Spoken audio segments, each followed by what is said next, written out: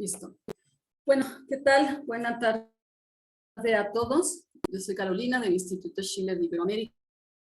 Hoy vamos a continuar con nuestras clases sobre Kepler. Recuerden que estamos dentro del contexto del documento de LaRouche sobre el tema de la economía física. Esto es muy ad hoc. Aparentemente no tiene relación, pero es muy ad hoc con el tema de la economía física, el método de LaRouche.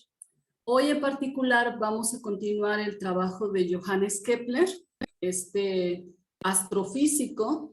En realidad Kepler fue el primero que desarrolló este concepto de astrofísica y en el transcurso de las clases vamos a ir viendo por qué, un poco después más sobre su vida, sus condiciones académicas, sus condiciones inclusive familiares, etc. Hoy en particular vamos a trabajar el libro El secreto del universo, que estuvimos trabajando en las clases pasadas con Mauricio, pero ahora vamos a abordar el concepto de armonía, el concepto que desarrolla Kepler en su libro El secreto del universo sobre la división de la cuerda y la relación de la división de la cuerda con la órbita de los planetas. Recordemos que Kepler lo que busca siempre es la armonía. Él parte de un postulado muy importante, que es que el universo no es entrópico, el universo es armónico. Y lo que busca Kepler es encontrar esa armonía. Recordemos que en el libro El secreto del universo, en su dedicatoria, en las primeras páginas lo que él comenta es que el universo fue como un regalo de Dios hacia el hombre para que fuera copartícipe de lo que significa crear, descubrir. Fue como un regalo hacia el hombre para que pudiera desarrollar toda esa capacidad creativa y que esto es el alimento para la mente, así como alimentamos con música los oídos, con alimentos el gusto, ¿no? Así también la mente requiere un alimento y que afortunadamente ese alimento es infinito atemporal. Ejemplos de este alimento de la mente son el descubrimiento de aquellas leyes de cómo funciona el universo, leyes universales. ¿Por qué así, no de otra forma? Entonces, él lanza su libro El secreto del universo, que en el transcurso de las clases veremos por qué fue todo un logro extraordinario. Él era muy joven en ese tiempo.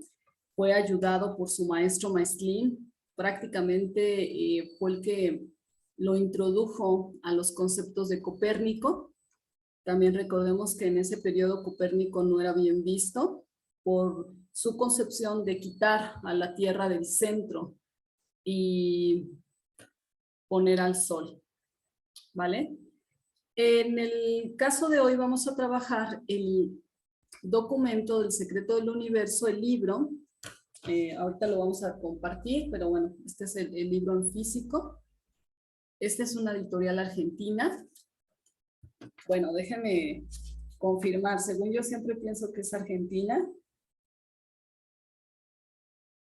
Después le voy a decir, y esa es una traducción de Eloy Rada García, que es muy interesante, él es muy interesante, siempre traduce documentos científicos y él hizo un compromiso sobre el trabajo de Kepler. Pero bueno, en este libro 12 del secreto del universo, antes de entrar al libro Armoniche, como saben, es el secreto del universo, la nueva astronomía y el Armoniche. Y en realidad todos estos libros y otros más, hay muchos más libros de Kepler, pero estos libros que representan el trabajo de Kepler, a mi punto de vista, a mi perspectiva del trabajo que he hecho de Kepler, el corazón es el corazón de su trabajo es el secreto del universo. Porque ahí él desarrolla sus hipótesis primarias y las va desglosando y dándole una concepción más profunda a lo largo de sus demás libros, el Armoniche y la Nueva Astronomía. Ahora vamos a trabajar el capítulo 12 del libro El secreto del universo, donde Kepler plantea la concepción. Recordemos que venimos de esa búsqueda, ¿no? ¿Cuál es el objetivo del secreto del universo? Esta es una pregunta que les hago y al final me gustaría que la pudiéramos compartir. ¿Qué piensan ustedes? ¿Cuál fue el objetivo del secreto del universo? ¿Qué es lo que está buscando Kepler aquí en este libro? Bueno, dejando esta pregunta abierta, vamos a abordar el libro 12, en donde Kepler pasa a la discusión de la armonía, pero él se da cuenta de que la mejor forma de buscar la armonía y de entender esa armonía en el universo es en la música, porque ¿qué más armonía hay que no sea en la música? ¿Vale? Entonces voy a compartirles ahora el capítulo 12 para que lo podamos leer. Voy a solicitar aquí un voluntario que lea de forma voluntaria o involuntariamente lo que vamos a abordar del capítulo 12. Denme un segundo para compartirles. También si hay preguntas, dudas, podemos ir parando. Y también si quieren comentar algo en lo que voy poniendo el libro, eso es abierto. Podemos ir interrumpiendo en la medida que tengamos dudas. Después de leer este documento del secreto del universo, del capítulo 12, vamos a trabajar sobre la construcción de las figuras. Recordemos que lo que hemos estado viendo en los capítulos anteriores ha sido la construcción de los sólidos, las figuras completas, pero esta vez vamos a trabajar la figura, que en otras palabras, las figuras, perdón, que en otras palabras también son la base de la cara del sólido. Ok, aquí vamos a compartir. Ustedes me dicen por favor si se ve bien.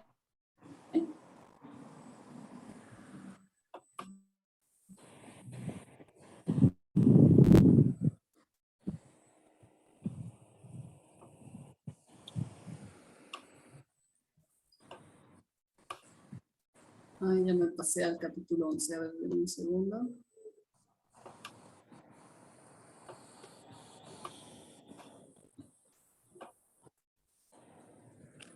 Aquí está bien. Listo. ¿Algún voluntario o involuntario que nos lea, por favor, lo subrayado?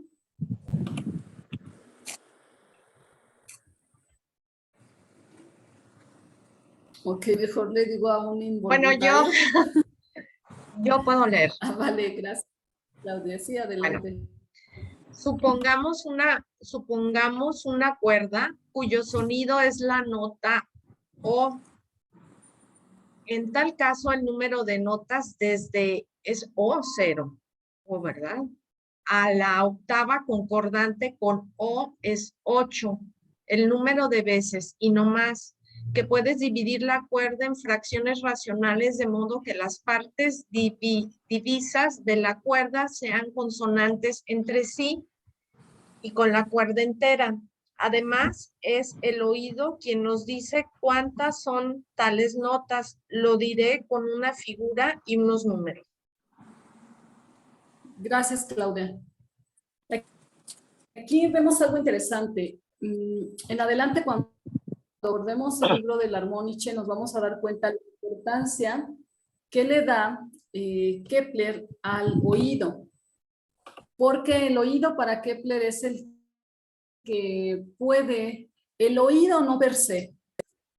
Hemos hablado algunas veces sobre el concepto de lo que es la mente, que la proporción, que las relaciones no existen por sí, sino es la mente la que genera este concepto. Los números, que podríamos decir el número 3, no existe si no existe el número 1 o el número 2, el número 4. El 3 es un 3 en relación a otros números. Así la proporción no existe de forma absoluta o natural per se. existe como concepción para la mente del ser humano. Entonces, él hace esta relación de la mente con el oído. Por eso dice, además es el oído conectado a esa capacidad de la mente, no del cerebro. No estoy hablando del cerebro, sino de la mente. Quien nos dice cuántas son tales notas. Lo diré con una figura y unos números. Quiero también recalcar aquí esta parte. Supongamos una cuerda cuyo sonido es la nota, pon esa nota ut, que es la nota do, ¿vale? Así la vamos a ubicar en el trabajo de Kepler, la nota do. En tal caso, el número de notas desde do a la octava concordante con do es 8 en número de veces y no más, que puedes dividir la cuerda en fracciones racionales de modo que las partes divisas de la cuerda sean consonantes entre sí con la cuerda entera. Bueno, ¿qué significa todo esto? ¿Por qué dice que de la nota do a la nota do de octava son 8? Si nosotros tenemos la cuerda do, tenemos do, re, mi, fa, sol, la, si y do. ¿Vale? Para empezar de do a do hay 8 notas. Y esta octava, esta nota es do, pero también la última es do, solo que esta nota es más grave y esta nota más aguda. Esta parte vamos a ver ahora a construir las figuras, hacer esa división y en la siguiente clase vamos a escuchar esta relación con el monocordio que tenemos, con el que algunos pudieron hacer, y si no vamos a enviar los materiales para que lo puedan construir, es algo muy sencillo, y también con el pianito, si se puede, aquí hay un pianito virtual, ¿vale? Entonces por ahora es solo la concepción, que de do a do hay 8. Si tuviéramos otra nota que no sea do, se cumple la misma estructura. Por ejemplo, tomamos el re. Re, mi, fa, sol, la, si, do y re.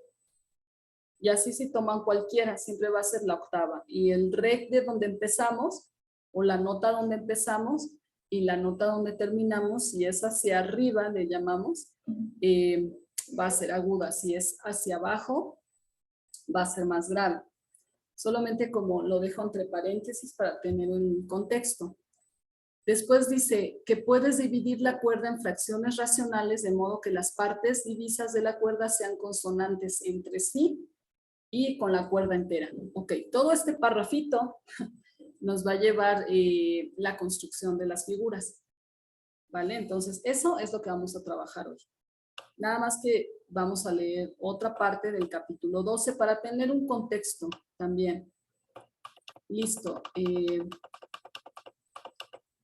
¿Qué relación tienen las figuras con los sólidos? Aquí quisiera poner un punto importante que fue algo de lo que descubrimos en el trabajo de Kepler, que había Kepler en su trabajo, cuando lo abordamos, cuando ustedes se dan la oportunidad o nos damos la oportunidad de leerlo, vemos algo interesante, que Kepler es uno de los científicos más, no voy a decir que pedagógicos, ustedes que han trabajado Kepler saben que no es súper pedagógico, solamente dice así es esto y trabajen, ¿no?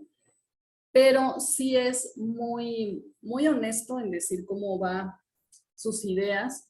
Pienso esto y después dice, no, esto no funcionó, pero tal vez esto sí. Ah, bueno, esto sí funcionó, nos quedamos con esta hipótesis, esta ya no. ¿Por qué? Y él explica por qué no en sus notas que hace al primer libro y explica por qué eso estuvo mal, porque no que estuvo mal, pero bueno, esta hipótesis no funciona, esta porque sí. Entonces sí nos va guiando en un método. Ahora, la idea que se tenía, o que teníamos cuando empezamos el libro El secreto del universo, era que utilizaba los sólidos como sólidos, me refiero con volumen y demás, como base para la armonía. Es decir, que él encontró la armonía, aquí ahorita estoy buscando documento, aquí, que él consideraba que eran los sólidos los que daban esa armonía y esa consonancia. Pero ahorita vamos a leer que en realidad él reconoce que no eran los sólidos los que daban esa consonancia o esa armonía. Y esto es bien interesante, es como un descubrimiento que él hace. No son los sólidos, sino son las figuras. Las figuras planas, para ser más específica, o la base de las caras de cada sólido proyectadas en el círculo que lo circunscribe, para ser más exacto todavía. Es decir, bueno, eso ahorita lo vamos a ver que lo construyamos. Perdón. Perdón. Las figuras planas causan esa armonía, esa consonancia, ¿vale? Entonces, quisiera pedirles que por favor alguien nos lea esta parte, también la que está subrayada. Ok, me toca. Y también vamos a ver que hay dos clases de consonancias. 3 simples perfectas y 2 dobles imperfectas. Al igual que los 3 sólidos primarios y los 2 secundarios. Pero como no concuerdan en lo demás, hay que desechar esta concordancia e intentar otra. Ahora bien, al igual que más arriba, el dodecaedro y el icosaedro, gracias a su decágono, elevaron su duodenario hasta 120. De igual modo, aquí hacen lo mismo las consonancias imperfectas. Por tanto, las consonancias perfectas han de ser acomodadas al cubo, a la pirámide y al octaedro, y las imperfectas al dodecaedro y al icosaedro, a lo cual se junta por Hércules, que esto es una indicación de la causa secreta de estas cosas, lo que trataremos en el capítulo siguiente, a saber que hay 2 tesoros en la geometría,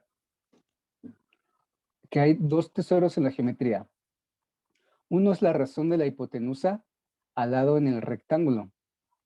El otro es la sección de la recta en razón extrema y media, de los cuales de aquel se deriva la construcción del cubo, de la pirámide y del octaedro, y de este la construcción del dodecaedro y del icosaedro. De aquí que sea tan fácil y regular la inscripción de la pirámide en el cubo, del octaedro en ambos, al igual que la del dodecaedro en el icosaedro. Pero para que cada consonancia se acomode a cada sólido, la cosa no es tan inmediata.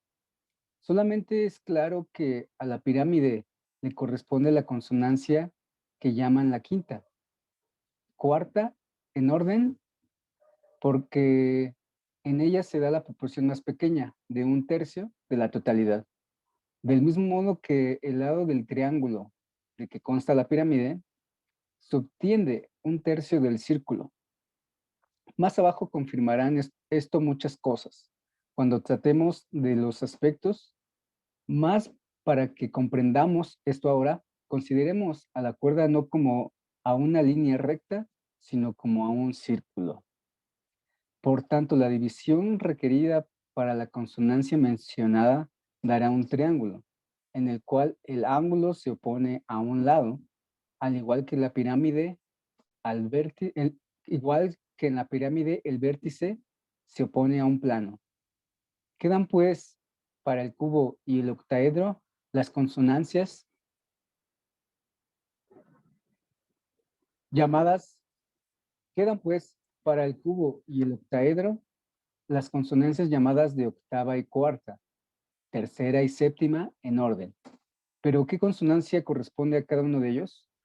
¿Diremos acaso que las consonancias secundarias se ajustan a las descritas por líneas, mientras que las primarias a las descritas por figuras? En tal caso, al cubo correspondería la llamada de cuarta. Pues si hacemos de la cuerda un círculo y trazamos una recta de una cuarta parte de la cuerda, seguida de otras hasta que regresemos al punto de partida, obtendremos un cuadrado igual al plano del cubo. Por el contrario, el octaedro le corresponderá la de octava, que es la mitad de la cuerda, pues en el círculo, extendida la cuerda por la mitad y vuelta hasta el punto de partida, solo genera una línea recta. De este modo, el dodecaedro habrá que atribuir la primer consonancia doble imperfecta. Puesto que trazando quintas y sextas partes del círculo resulta un pentágono y un hexágono, y quedará para el icosaedro la segunda consonancia doble imperfecta, puesto que trazando repetidamente líneas de 2/5 hasta regresar al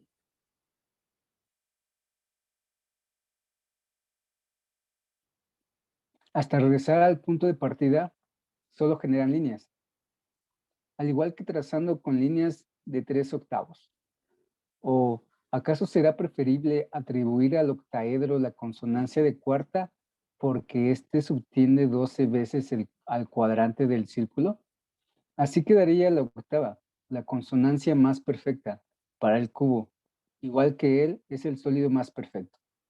Y tal vez resulte más conveniente dejar que el icosaedro, la primera consonancia imperfecta por el hexágono, que es más afín a la base triangular que a la base pentagonal, y atribuir en cambio al dodecaedro la división de 8, porque el número 8 es cúbico.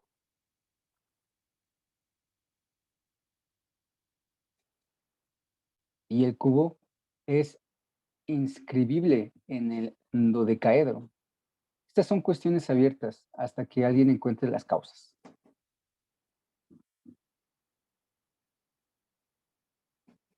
Listo, gracias, Alan. Como vemos, todo este párrafo implica varias construcciones de los sólidos, de las figuras, y al final es muy interesante, ¿no? Como que dice, estas son cuestiones abiertas hasta que alguien encuentre las causas. En realidad, esas causas son las que él está buscando. Quiero poner aquí un punto. Recuerden que, bueno, si no se ha hecho, eso es parte de lo que se puede ir construyendo, el cubo dentro del dodecaedro. Inclusive, en algún momento hicimos el cubo inscrito en el dodecaedro. Se puede volver a hacer. ¿Por qué nos fue útil esto? Porque hay una relación de la diagonal del cubo con el dodecaedro y la sección áurea, ¿vale? Entonces, todos estos son como los retos que va dejando Kepler. Por eso les digo, no es que Kepler sea súper pedagógico y que te vaya diciendo paso a paso, y tienes que hacer esto y esto y esto, pero él deja esos retos para que uno los tome y los vaya trabajando. Quisiera, dentro de las notas que hace Kepler, como de correcciones, notas del autor al capítulo 12, porque saben que el secreto del universo fue hecho cuando Kepler empezaba todo este trabajo. Y por supuesto que con el tiempo, después de 10, 20 años, él consideró que este libro tenía que tener varias correcciones, comentarios. Y le habían recomendado que escribiera como un libro nuevo. Pero él no quiso. Kepler insistió en que tenía que sacar el libro original y de ahí anexarle notas. Él no las llama notas de corrección, solamente son notas del autor. Y dependiendo la edición. Aquí en las notas va corrigiendo varios puntos. Y en las notas justamente es cuando él reconoce lo que yo les comento, que él pensaba que las figuras, o sea, que los sólidos eran los que determinaban las consonancias. Pero él reconoce, después de haber escrito la armónica y regresar a este libro, que los que generan las consonancias son las figuras. Ahora, aquí en esta parte los quiero poner para que lo tengamos más fresco. A ver, es la página 5, aquí. Se los voy a leer. Entonces, pero ahora que mi lector busque las causas genuinas de las armonías en mi obra armóniche, pues no son aquellos 5 sólidos geométricos, sino más bien las figuras planas inscritas en un círculo, las que causan esas armonías, esas consonancias, ¿vale? Las causas genuinas de la armonía. Y también quiero aprovechar que estamos en el capítulo 12, porque se acuerdan que hay, siempre Kepler está mencionando, en el capítulo 13 es el pan, ¿no? Así que Kepler siempre dice que hay dos joyas de la geometría, las dos tesoros, las dos joyas de la geometría. Y en el capítulo 13 no explica por qué. Es en el capítulo 12 en donde él explica por qué son las joyas de la geometría. Si alguien nos ayuda leyendo esta parte, la explicación de a qué se refiere Kepler con los dos tesoros de la geometría, por favor.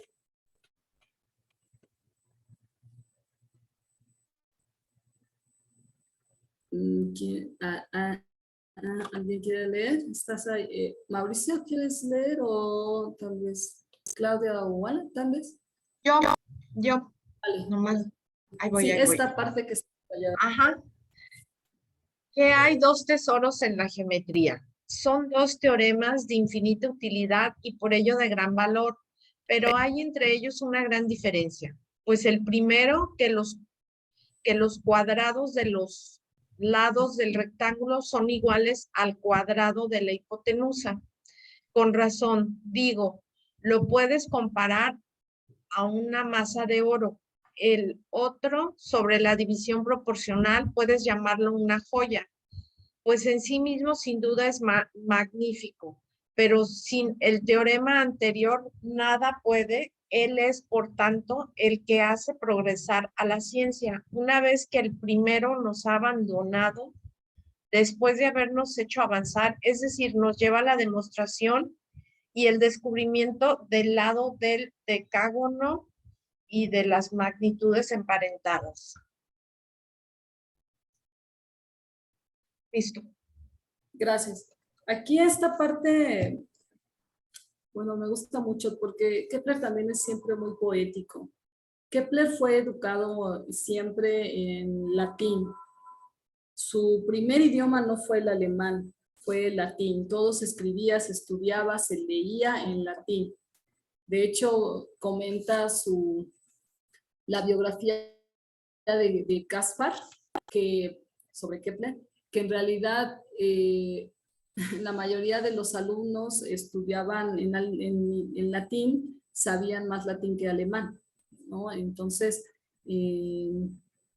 Kepler estudió a muchos poetas, historiadores, etcétera, y dramaturgos. Entonces, la forma en que él escribe también es muy poética. Y esta parte dice: puedes llamarlo una joya, pues en sí mismo sin duda es magnífico, pero sin el teorema anterior nada puede. Eso me hace muy chistoso, ¿no? Él es por lo tanto el que hace progresar a la ciencia. Una vez que primero nos ha abandonado, después de habernos hecho avanzar, ¿no? Y ¿se acuerdan? ¿Por qué dice esto?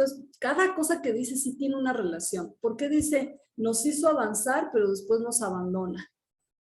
Cuando ustedes estuvieron construyendo los óleos platónicos que trabajaron con Mauricio, las diagonales, los primeros sólidos se pueden resolver con la primera joya de la geometría, que es el teorema de Pitágoras.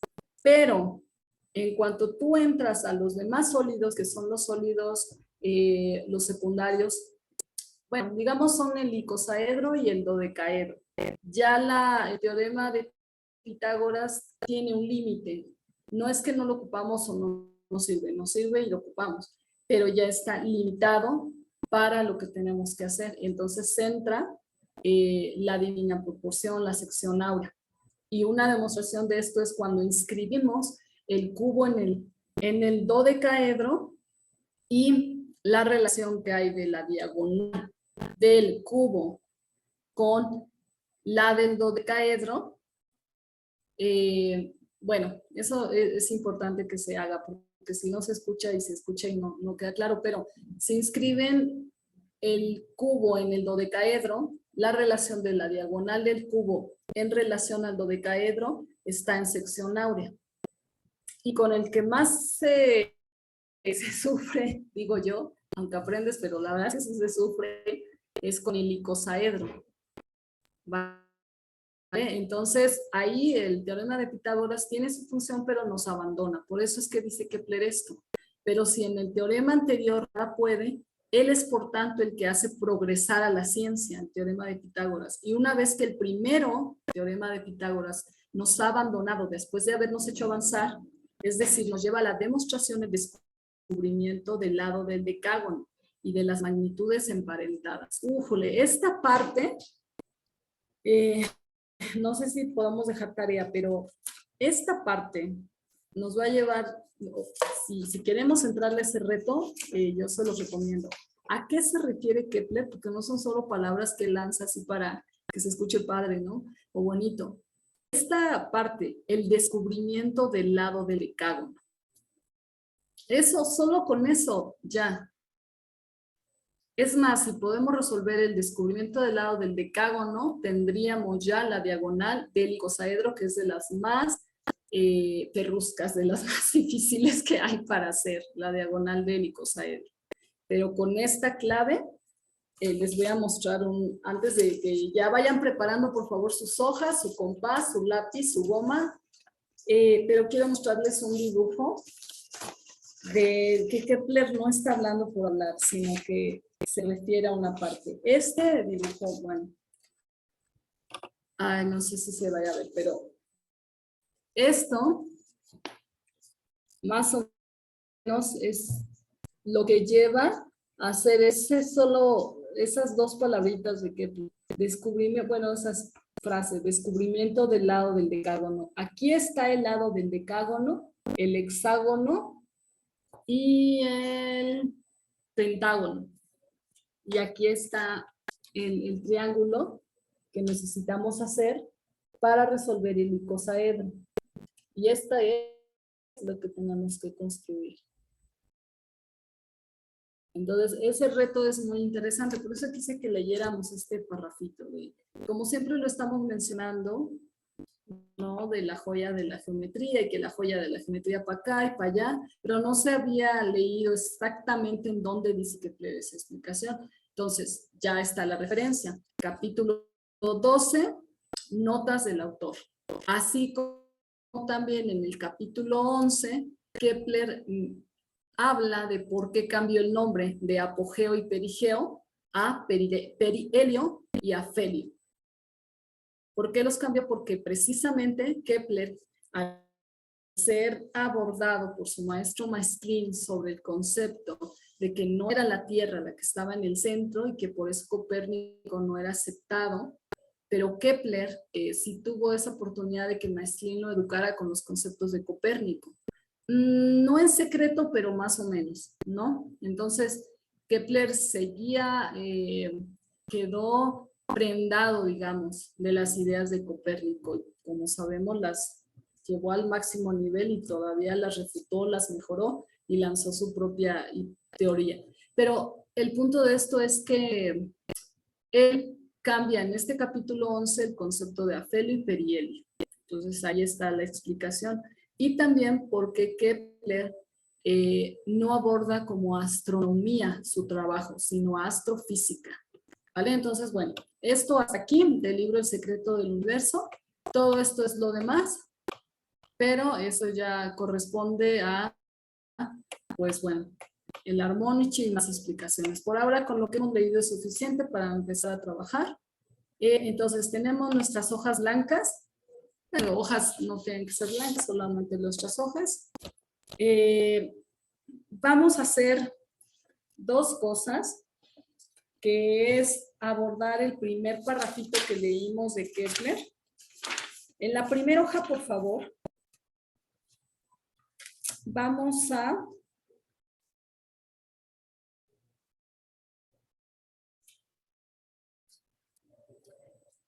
dibujar nuestro círculo del tamaño que ustedes prefieran. Pueden ser dos en una hoja. No, perdón, solamente uno en una hoja, por favor. Un círculo por hoja y vamos a usar 6 círculos, 6 hojas. Espero que las puedan tener, no les avisé muy a tiempo, pero bueno, espero que las puedan tener. Entonces necesitamos sus hojas y dibujar los círculos. No vamos a dibujar todos los círculos ahora, pero vamos a dibujar uno, por favor. Y a marcar de un color o remarcar más fuerte el diámetro. Y los que vayan terminando, si por favor nos va compartiendo. Y por favor mandar una fotito. Mandar una fotito. De nuevo, es muy importante para nosotros, para mí, el tener su proceso de trabajo con fotitos. Cómo van haciendo el círculo, si es que pueden compartirnoslo o cómo les va quedando.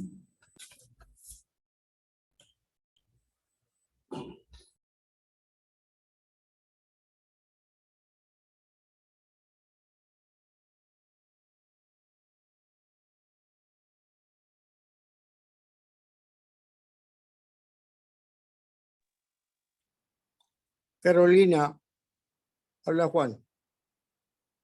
Hay que enviar Sí. la gráfica, hay que enviar la gráfica del círculo y el primer alcance. Ok. ¿Me puedes repetir la pregunta, Juan, por favor?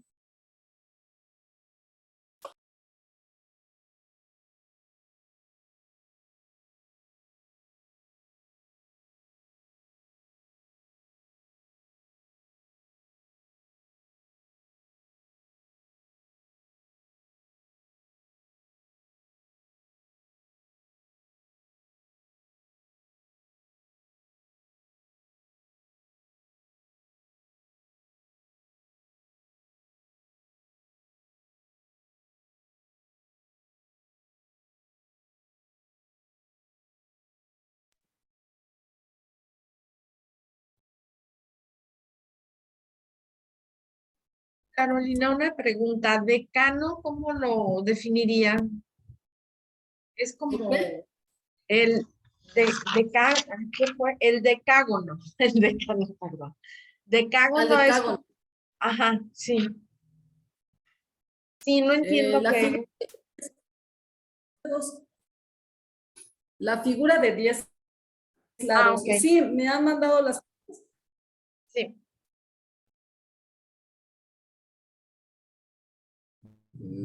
Ok, bueno. La idea es hacer su círculo. A ver, me envió Alan mi dibujo. Sí, sí, Alan.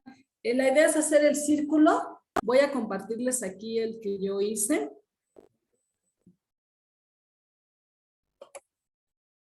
A ver. Es hacer el círculo y ya hecho el círculo, marcar el diámetro. A ver, ahí estoy compartiendo.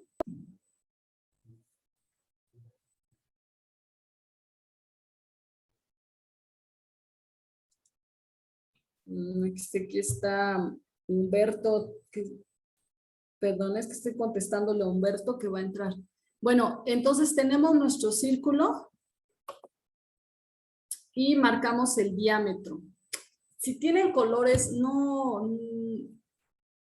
Bueno, ayudan los colores para poder marcar. Si no, marcar más fuerte con el lápiz.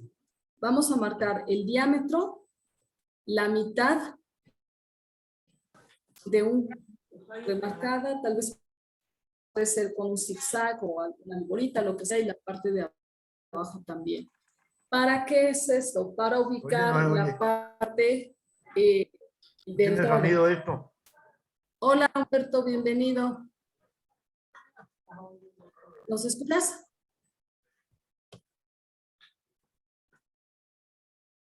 Humberto, ¿nos escuchan? Hola, Nelly.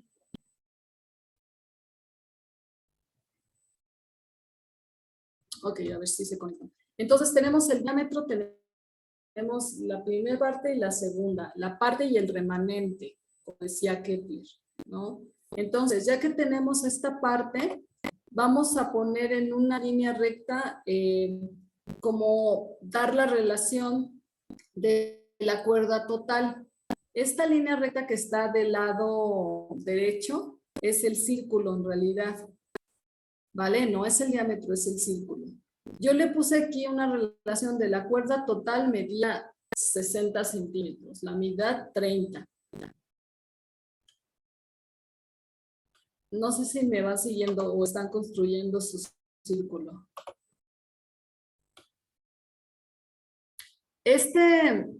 La proporción que encontramos aquí cuando ubicamos el diámetro, esa es la primera figura que construye Kepler, el diámetro. ¿Qué hace el diámetro? Dividirnos el círculo en ¿cuántas partes?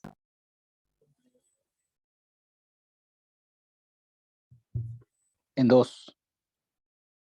En dos. Ok, entonces por eso la relación o la proporción es de 1/2. ¿Vale? ¿Y qué significa 1/2 en relación a la cuerda? A una cuerda. Recuerdan que Kepler decía, no hay que ver la línea como una línea recta normal, sino vamos a verla como un círculo. Si tú divides ese círculo a la mitad, la relación es 1/2 y lo que encuentras como la nota musical es la octava. ¿Qué estamos haciendo ahorita? Tomar el círculo, crear la figura plana en el círculo, inscribir, o sea, construirlas inscritas en el círculo y relacionarlas con la división en una cuerda y que esa división en esa cuerda nos dé la relación con las notas musicales y las proporciones consonantes o disonantes. Esto ahorita solo vamos a comentar, la siguiente clase lo vamos a escuchar las proporciones, ¿vale? Pero cuando tú divides el círculo a la mitad, lo divides en una octava. Y esta nota es consonante. Así como dijimos, de do a do es consonante y se encuentra en una octava, ¿vale? Esto vamos a dejar así como teoría, pero lo comprobamos en el oído la siguiente clase, ¿vale? Ahora, tenemos ¿alguna pregunta sobre esta parte? Sí, eso quiere decir que el diámetro es la mitad del círculo y desplegado, entonces, 2 veces el diámetro es la cuerda. Digo, es la circunferencia del círculo, 2 veces el diámetro. Más bien que el diámetro es lo que nos representa que esa circunferencia está dividida en dos. Esta cuerda, esta línea recta que está del lado derecho representa no el diámetro, sino el círculo dividido. Sí, por eso 2 veces, pero no es 2 veces el diámetro, entonces. No. Así como las villas azules. Ajá, esto es bien interesante. Sí, perdón. No, qué buena observación, porque lo voy a borrar, que no sea azul. No, la idea es que el círculo es el que se está dividiendo. Ahorita lo vamos a ver conforme vayamos dividiendo las figuras. No es el diámetro, ¿vale? Entonces, esa línea que está al lado derecho no es el diámetro, es el círculo completo dividido a la mitad. Y la forma en que se divide a la mitad es cortando el diámetro, ¿vale? Ahora, en otro círculo, por favor, vamos a construir la siguiente figura. Si vamos en dos, ¿cuál sería la siguiente? ¿Cómo? ¿Otra vez? Si el círculo ya lo dividimos en dos, ¿cuál sería la siguiente división? ¿En 4? El radio. Sí, serían 3. Vamos de 1 en 1. Sería 0, la división en 2 y la división en 3. Ok, entonces tenemos nuestro círculo. Vamos a construir un círculo, por favor. Y en el círculo vamos a hacer un triángulo.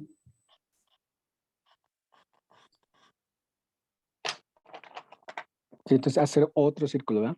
Otro, sí. Para cada figura, yo recomiendo que hagamos un círculo y que tomemos una hoja. Porque como ven, aquí vamos a ir anotando varias cosillas. Ahorita no se preocupen por lo que vamos a anotar, porque eso lo podemos hacer cuando lo escuchemos. Ahorita lo importante es que quede su figura lista en una hoja y que después los vamos a ir como llenando. Esto es lo interesante, ¿no? Lo que se llamaba la música de las esferas.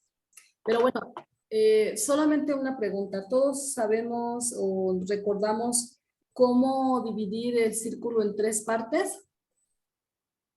Porque hay varias formas. Ya. Pues con el radio, ¿verdad? Sí, aquí hay, en el círculo se pueden hacer 2 figuras en una. Si tú proyectas el radio sobre el círculo, ¿qué figura se forma? Pentágono. El pentágono. Creo. Hay que construirlo. Si proyectan el Es el radio, cubo, el cuadrado. el cuadrado, ok, pues construyámoslo, ¿vale? Para no adivinarle. El radio en el círculo, ¿qué figura nos da?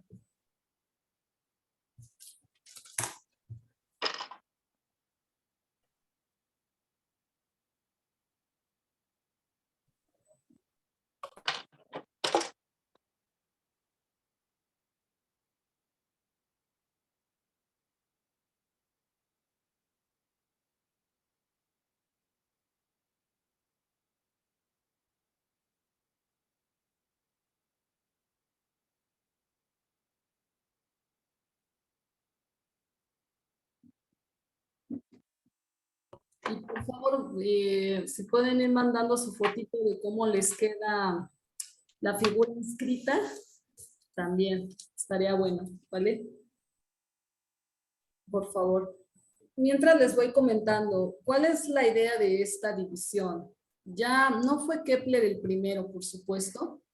Pitágoras, con limitaciones, aunque es fuerte decir esta parte que Pitágoras tenía una limitación, pero más bien Pitágoras hace esa división de la cuerda con diferentes experimentos.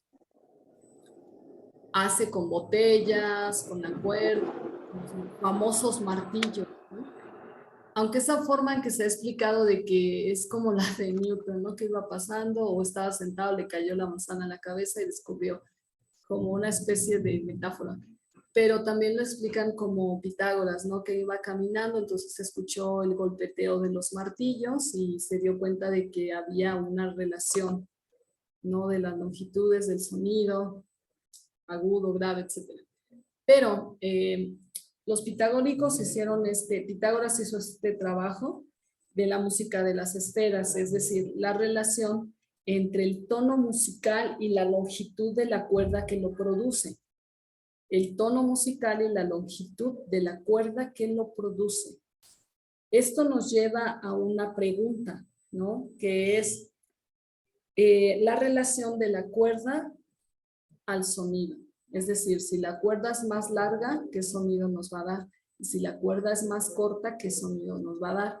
Sonido más agudo, sonido más grave. ¿Vale? Entonces, esta música de las esferas, ¿qué tiene que ver con lo que estamos trabajando? Porque es la misma relación. Las distancias entre los planetas tenían la misma relación que con los sonidos y la escala musical. ¿Por qué? Ustedes me avisan cuando terminen el radio en el círculo que les va saliendo, ¿vale? Nada más ahorita les quiero decir una cosita y continuamos. Los tonos, digamos, de los planetas vienen de las relaciones de las distancias de sus órbitas alrededor de la Tierra. Así como hay una proporción entre la longitud de la cuerda y su sonido, hay una relación de la órbita del planeta y la velocidad del planeta alrededor del Sol. ¿Vale? Entonces, bueno, si tomamos en cuenta que el sonido es en realidad el sonido es inversamente proporcional a la longitud de la cuerda. Esa es la idea, por comprobar esto. Si es verdad que el sonido es inversamente proporcional a la longitud de la cuerda. Y bueno, eso es lo que quiero comentarles, cómo relaciona por qué estamos haciendo este trabajo, ¿vale? Ok. Continuamos, si nos pueden mostrar ahí o también mandar fotito de cómo les quedó. También pueden mostrarlo aquí en la cámara, por favor, porque esto vamos a grabarlo para subirlo y que lo tengamos también ahí, es útil. Cómo les quedó el radio proyectado sobre la circunferencia que nos produce. Aquí tengo, Alan me lo envió, muy bien, aquí tengo uno, aquí está. Aquí mandaron un cuadrado. Aquí está el otro triángulo de Claudia. Ok. No, es precisamente lo interesante de la ciencia. Ahí está Mauricio, también lo mostró. Gracias, Mauricio. Aquí es lo interesante. Aquí es lo interesante. Que en realidad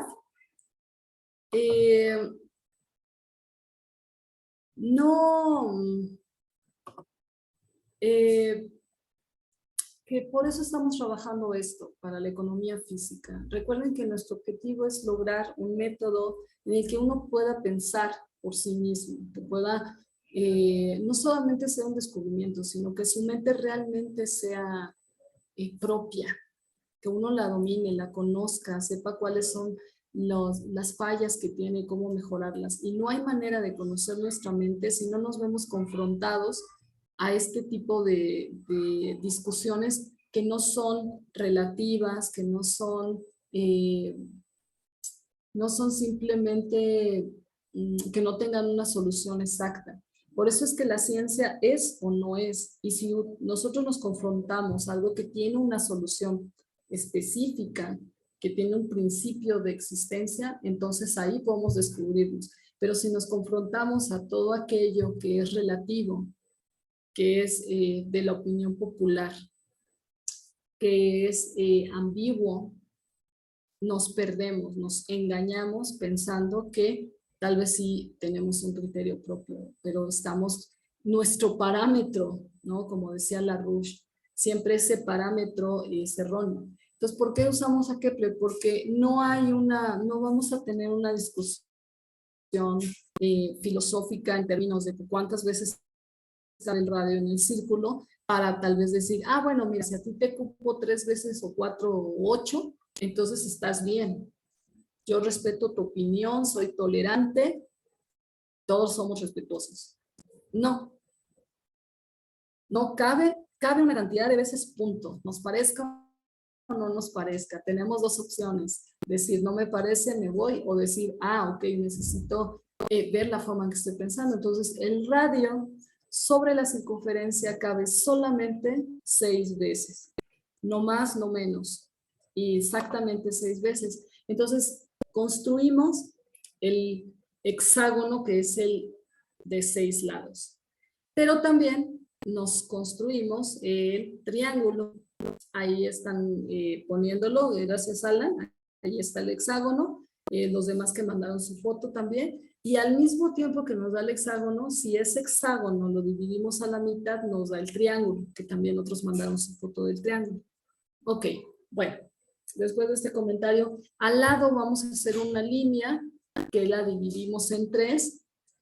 Y esa línea que está al lado no es el triángulo, es la circunferencia, dividida en 3.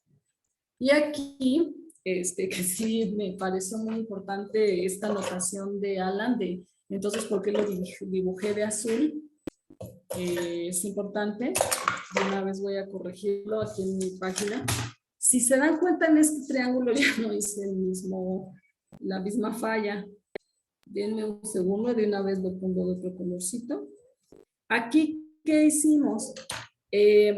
Tomamos de un color, dibujé un lado, una proporción del círculo. El círculo está dividido en 3 partes, ¿correcto? Entonces, de un color dibujamos 2 tercios de ese círculo y de otro color 1 tercio. ¿Vale? Caro, perdón. Sí.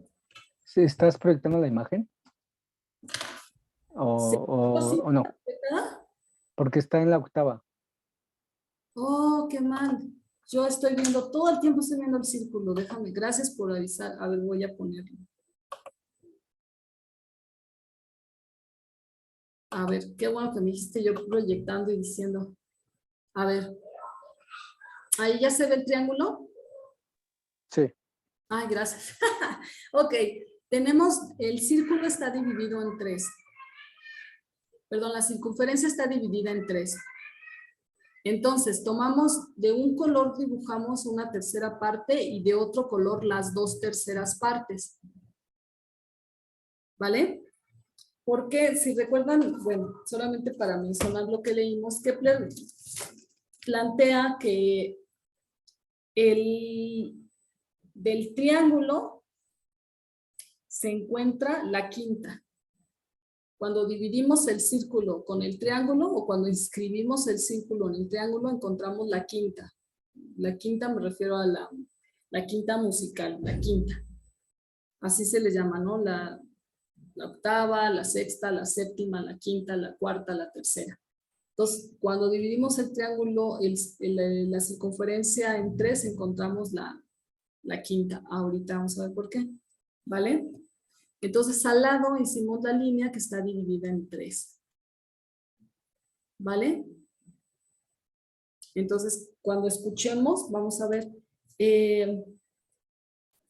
cuando dividimos la cuerda en 3 y tomamos 2 tercios de la cuerda, 2 tercios de la cuerda siempre nos va a dar la quinta. ¿La quinta de qué, no? ¿La quinta de qué? Bueno, la quinta de la nota total. Es decir, tenemos la cuerda total y tenemos otra cuerda que dividimos en 3. Si de esa cuerda que dividimos en 3 tomamos 2 tercios y los hacemos sonar en relación con la cuerda total, esos 2 tercios, esa proporción se va a llamar la quinta. En el caso de que digamos que la cuerda total es do, ¿cuál es la quinta de do? Entonces tenemos do, re, mi, fa y sol. Entonces, al dividir la circunferencia en 3 partes y tomar 2 tercios de esa circunferencia, vamos a encontrar la quinta de do que nos da el sol, la nota sol. Y así de todas, si nuestra nota original no es do, sino fuera fa, vamos a encontrar la quinta de fa. Fa, sol, la, si, do. Es muy interesante esto, pero siempre que dividimos la cuerda en 2 tercios y tomamos eso en 3 y tomamos 2 tercios, siempre nos va a dar la quinta. Siempre, ok. Esto queda ahorita como una idea, como una teoría y lo vamos a escuchar la próxima clase. Solamente quiero que esto quede aquí. ¿Alguna pregunta? O sea, digamos que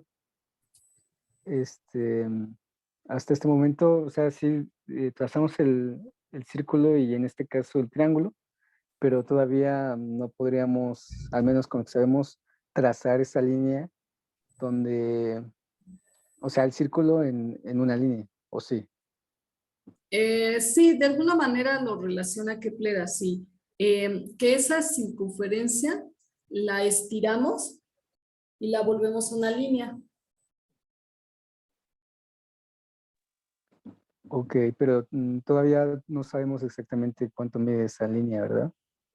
No, y podemos hacer las dos cosas. Ok. Tu pregunta también puede ser la circunferencia y la figura también. Si nosotros vamos a manejarlo ahorita con la figura, de hecho la siguiente clase voy a poner una animación pedagógica para que esto se entienda mejor y se va a entender mejor, pero ya después de que lo trabajamos. Hagan de cuenta que el triángulo lo estiramos y nos queda la línea de al lado. Vamos a manejarlo así por ahora, ¿vale? Entonces, bueno, Ok. ahora, sí, ahora para continuar, si ya dividimos en 2, en 3, sigue dividir en 4, ¿vale? Entonces, en otra hoja creamos un círculo y vamos a crear un cuadrado. Por favor. Aquí yo mientras pongo el mío. Mi cuadradito, aquí está. Bueno, a ver, voy a dejar de compartir y ahorita compartirla. ¿Hay alguna pregunta? ¿Quieren comentar algo? Esto puede quedar a la primera, puede no quedar a la primera. No es lo importante. Nuestro objetivo no es que todo quede claro, sino que trabajemos en esto. Construirlo, dibujarlo. ¿Vale? Aquí está la división en 4. Que es trazando los diámetros y de ahí conectando.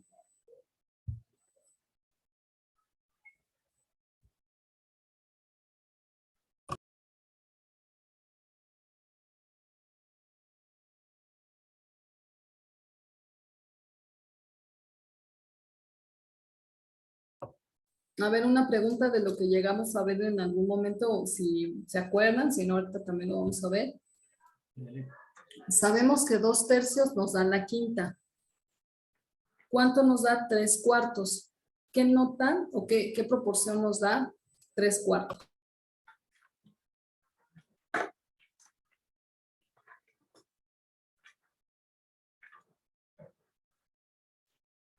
La cuarta nota.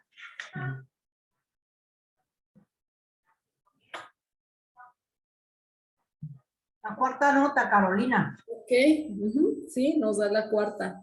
3/4 nos va a dar la cuarta. Es interesante, ¿no? Nos da la cuarta. ¿Pueden explicar por qué? Sí, ahorita lo vamos a ver exactamente. Carolina, Sí, esto de los valores está en relación a la longitud que decías de la cuerda. ¿Ok? sí. Ok. Sí, acuérdense que todo esto que estamos viendo es porque Kepler empieza a buscar la armonía. Para poder descubrir su ley de gravitación universal, él busca la armonía. Él parte de la idea que hay armonía, que no es un caos ni que todo está por su lado, etcétera, sino que hay una armonía. Y ¿qué más que descubrir la armonía que en la música?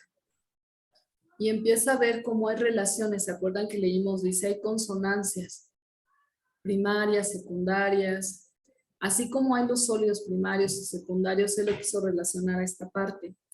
Se da cuenta de que no está en los sólidos la respuesta que buscaba. Tal vez lo ayuda un poco con las distancias, pero no con la armonía. Y entonces se da cuenta que la armonía está en las figuras planas.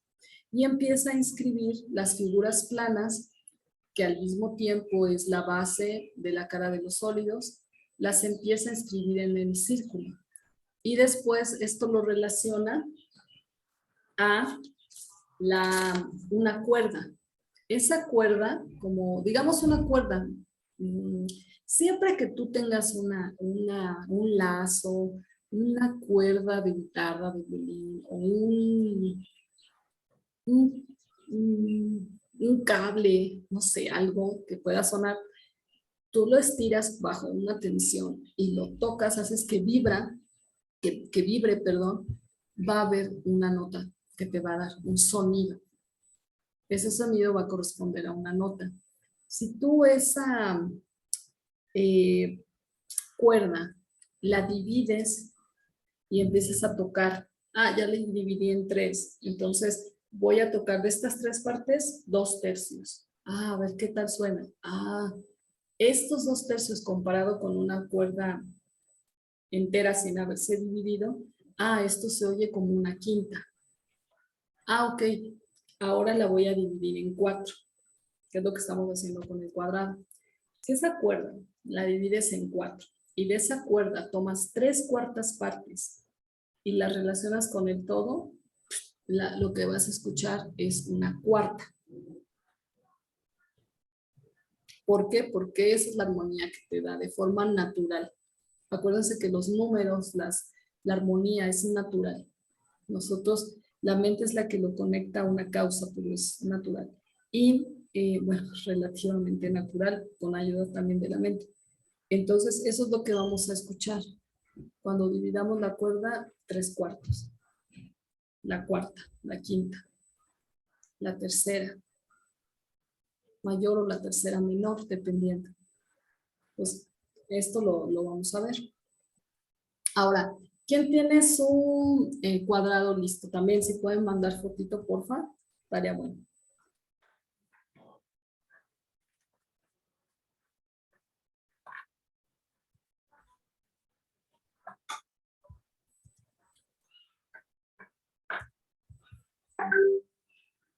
A ver, aquí tenemos, como pueden ver, tenemos 4. Se divide en 4. ¿Vale? Ahorita digamos que estamos construyendo nuestro material necesario para el trabajo que vamos a hacer.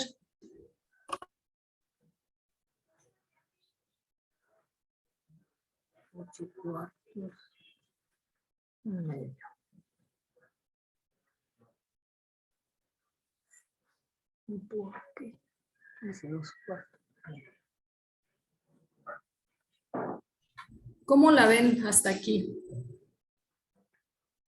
¿Cómo la ven? Interesante, Es muy muy... interesante. Sí. ¿Qué decías, Alan? Que muy interesante cómo hacer esa relación de la geometría con la música. Yo creo que eso es algo fascinante. Y pues sí, con base en que hay una armonía y todo está relacionado, ¿no?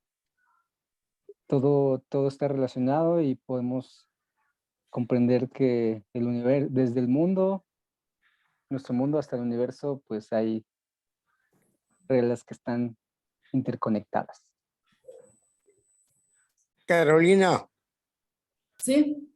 acá viene a colación cuando un profesional de la música, de los instrumentos, se ve en la necesidad de afinar, por ejemplo, un piano o afinar un violín, y entonces tiene que recurrir a estos conceptos de cierta profundidad y con mucha exactitud. Ok. Sí, de hecho, no, esa clase no la prometo pronto, en realidad sí es más compleja, pero en algún momento recomendamos escuchar la obra de Bach del clave bien temperada, recuerda. ¿Por qué? Porque si nosotros seguimos dividiendo, ahorita vamos a dejarlo con el cuadrado, ¿vale? Ya hicimos la división a la mitad, la división en 3, en 6, la división en 4 y en 8, ¿no? Las que nos generan. Porque ya que tenemos el cuadrado, también podemos generar el octágono, ¿no? ¿Octágono se dice así? Ya ni estoy con tantos nombres de los sólidos, octágono. Entonces el octágono, Sí, sí, sí. y hasta ahí podemos dejarlo. Faltan los números impares, si se dan cuenta. Y aquí es algo muy interesante. Vamos a ver que esto es algo que Kepler trabaja en el Harmonici, que en algún momento lo vimos, y si no, vamos a recordarlo. ¿Qué pasa con los números pares en la cuerda? ¿Y qué pasa con los números impares? Ahorita hicimos los números, algunos pares e impares. El único impar fue el 3. Bueno, digamos que nos falta el 7, el 9 y el 5. Esos nos faltaron. Esos quedan de tarea, de alguna manera que se pueda construir el 7, el 9, en la figura de 7, de 9 y de 5. ¿Vale? Intentemos hacerlo, mandemos foto, etcétera. Bueno, las consonancias, ¿qué quiere decir consonancia? Pues que suena bien, armónico al oído, al oído. Y disonancia es que no suena tan armónico al oído, cosa que no está mal. Acuérdense que la idea de una obra musical bella es que tiene ambas, disonancias, silencios y consonancias. Bueno, el clave bien temperado de Bach, que es una obra que recomendamos escuchar, lo que hace Bach es ajustar estas divisiones. ¿Por qué? Porque si nosotros seguimos dividiendo, así como dijimos, vamos a encontrar la quinta. Si tú divides en 2/3, encuentras la quinta. Y si sigues dividiendo 2/3, 2/3, 2/3, la quinta de la quinta de la quinta, y así vas encontrando todas las notas. Re, do, re, mi, fa, sol, la, si, do, todas las notas, pero siempre dividiendo en 2/3. Llega un momento donde esa división es infinitesimal, o sea, es inconmensurable. Entonces, ¿qué es lo que hace Bach? Toma esa división de la cuerda que es infinitesimal y la ajusta para que pueda transportarse al piano. Y que cuando tú tocas una nota en el piano sea fa y cuando tocas otra nota en el piano sea re. Exacta, digamos, relativamente, la nota exacta. Entonces él ajusta esto y es para demostrar que Bach lo hace. Esto es hasta lo que yo entiendo, ¿no? Por eso digo, yo no prometo una clase pronto porque es un trabajo que necesitamos hacer más profundo. En algún momento espero que la podamos tener, pero lo que hace Bach es para demostrar que cualquier cosa se puede tocar desde cualquier sitio, y para eso es que usa estos sostenidos inconmensurables, es decir, ajusta en el piano estas divisiones en la cuerda infinitesimales. Y Bach, por eso a Bach, no sé si han escuchado, se le llama como el gran matemático, a Bach, porque él hace esto conmensurable. Él permite que se pueda tocar y transportar en el piano, aunque esas divisiones en la cuerda parecen eso, inconmensurables, inmedibles.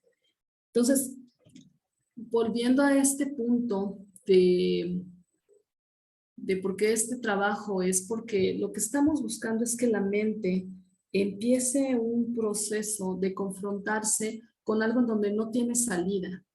Es decir, con algo en donde yo puedo tener mi opinión. Yo puedo decir que el radio en el círculo cabe 4 veces.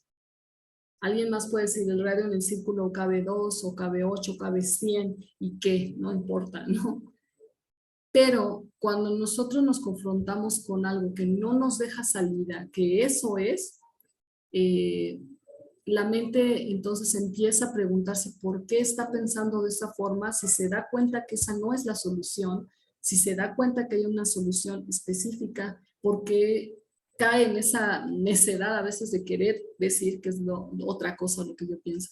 Entonces, por eso es muy útil, por un lado, el trabajo de Kepler, y también porque nos ayuda a obtener un método para abordar no solamente la ciencia, ¿no? Como Larouche siempre planteó, es el mismo método bajo el cual vemos la ciencia, la política, la vida, la sociedad. Entonces, si somos pragmáticos en querer a fuerza pensar que nuestra opinión es la correcta cuando hay una solución específica en estos ejercicios, seguramente y el 100% será que nuestra visión también es pragmática respecto a la política, la economía, las soluciones para la crisis. No es que yo lo crea, es que es así por un principio. La mente no se pone un chip para pensar en la política, se lo quita y se pone otro chip para pensar en la ciencia y se pone un chip. No estamos, la mente no funciona así, la mente es un espacio, un estado en donde siempre está en ese estado, como para esto, para el otro y demás, ¿no? Entonces, Kepler nos permite, es como un espejo, y siempre hemos dicho, la geometría es la mejor forma de ver cómo andamos. Esa es la mejor forma de la geometría.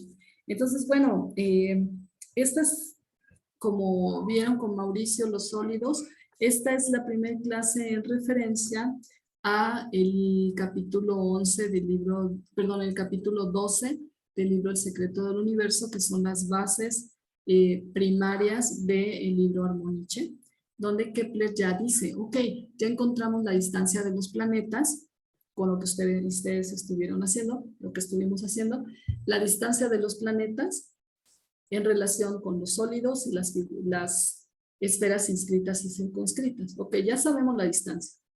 No nos vamos a quedar ahí. Ahora queremos saber por qué el planeta gira alrededor del Sol no de la Tierra, porque gira alrededor del Sol y por qué esa velocidad y no otra. Si la cuerda es más corta, ¿cómo es el sonido? Si el planeta está más cerca del Sol, ¿cómo es su velocidad? Si el planeta se aleja del Sol, ¿cómo es su velocidad? Y vamos a ver que el llegar a esto, Kepler lo logra haciendo esta relación de las cuerdas. Si la cuerda es corta, ¿cómo suena? Aguda o grave. Si la cuerda es larga, ¿cómo suena? Aguda o grave. Es la misma relación con la velocidad de los planetas. Y es lo que en alguna manera habían encontrado los pitagóricos, que el sonido es inversamente proporcional a la longitud de la cuerda. Es ese principio. Eso es lo que estamos tratando de comprobar si es así. Entonces, eso por hoy me gustaría saber cómo lo ven, qué piensan, algún comentario, si tienen algún comentario, pregunta, pero eso es lo que por hoy abordamos en esta clase. Y continuaremos la siguiente, pero ya escuchando estas proporciones, escuchando las proporciones, los números, escuchando los números.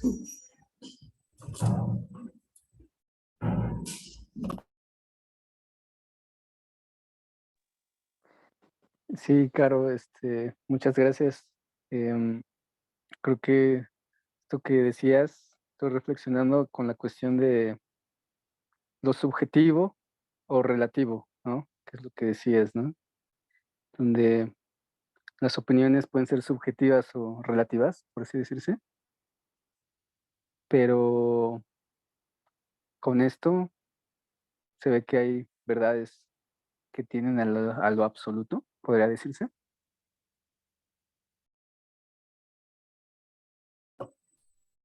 ¿Preguntas? Sí, ¿no? ¿O comentas? ¿Que hay Sí, verdades? sí me pregunto. ¿Tú qué Sí, piensas? porque luego se defiende mucho de que no hay verdades absolutas, ¿no? Que todo es relativo en el sentido de que dependiendo del observador. Pero más bien me pregunto, no lo sé. Pareciera que más bien no, más bien sí existen verdades absolutas. Pero pues a veces puede ser un poco difícil porque dependiendo sí, también sí depende del observador, porque si recordamos el diálogo de la caverna, aquellos que estén en una proyección distinta a otro pensarán que están viendo algo, pero que ese algo al fin y al cabo subyace, bueno, más bien tiene algo que subyace a eso, que aparentemente podría decir que es superior o que está, mm, está por encima o por atrás. Entonces, por eso depende del observador, ¿no? En ese aspecto. Pero si se logra comprender, pues creo que al fin y al cabo concordarían con la verdad. O sea que la verdad se volvería absoluta. Es una reflexión. Ok, Carolina, gracias. ¿Qué piensan los demás cómo ven? ah, Carolina, Sí, exactamente el observador dentro de la cueva, pero más bien la característica del observador, no es cualquier observador, porque es la mente tan importante que es capaz el observador, como dice Lindo Larouche allá en el PSP, que es capaz de sentarse encima de sí mismo y criticarse o dar una opinión sobre todas las demás. sobre lo que se está diciendo, él es capaz de salirse con esa capacidad de la mente poderosa de decir exactamente estando fuera, entre comillas, o de hecho realmente de la cueva, porque observa otras cosas. Y de ahí, pues digo yo, no según yo, sino según Lino Larouche, las leyes son cambiantes. Y ese es un documento también de Lino Larouche, en donde plantea eso, que las leyes del universo cambian. Y desde luego hace por ahí al principio unas bromas de que pues pensamos que todo es fijo, que el universo está fijo, las leyes son fijas, y es exactamente como él no recuerdo bien en cuál documento, pero lo grafica y pasa recreando su enseñanza, incluso recurriendo a Goya, a los cuadros terroríficos de Goya, cuando la persona que quiere salir, está agonizando, y eso, y lo nombra así, ¿no? Como que el sueño de la razón. Ok.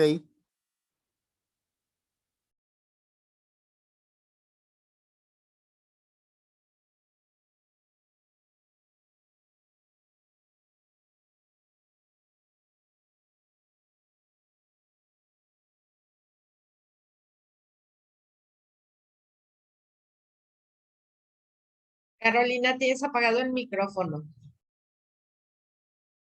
Gracias.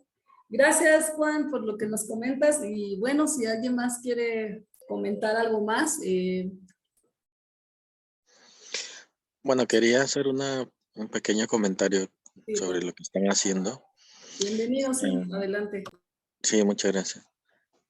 Hablan sobre, cuando hizo esa pregunta de que algunas cuestiones son relativas, depende cómo la veas, pues yo creo que es por ignorancia, porque por ejemplo Kepler, para hacer todo lo que ha estado descubriendo sobre el universo, ha tenido pues que estudiarlos y entender y descubrir cosas, ¿no? Entonces, antes de él, pues, antes de Kepler, pues una persona no entendía o no sabía o podía ocurrírsela cualquier cosa en su mente, ¿no? Sobre el universo, pero el ser humano, al descubrir cosas como leyes universales, empieza pues a darse cuenta que no hay una relatividad, como podría decirse. Y hay algo que yo entiendo sobre relatividad.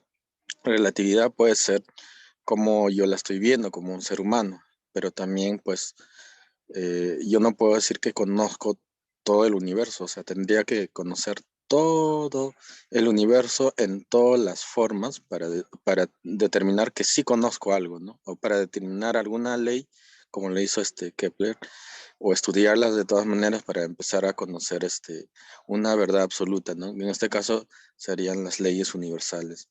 Ese es mi punto de vista.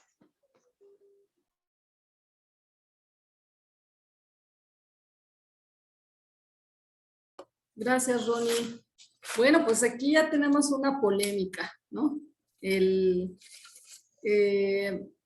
tema de, es decir, ¿cómo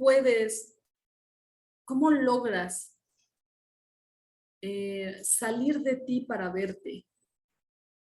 ¿Cómo logras salir de ti para verte, para ver cómo eres, cómo piensas, cómo eres como persona, cómo piensas, cuáles son tus ideas, tus acciones, tu forma de ser, cómo puedes salirte de ti para verte y poder ubicar qué es lo que necesitas mejorar o cambiar o de plano tirar, que todo eso existe de alguna manera? El otro punto es cómo logras tú realmente reconocer sin titubeo, sin dudas, que hay principios y primero sentir, o sea, ubicar que están esos principios, reconocerlos, descubrirlos, ¿no? Y yo veo aquí también una polémica en la que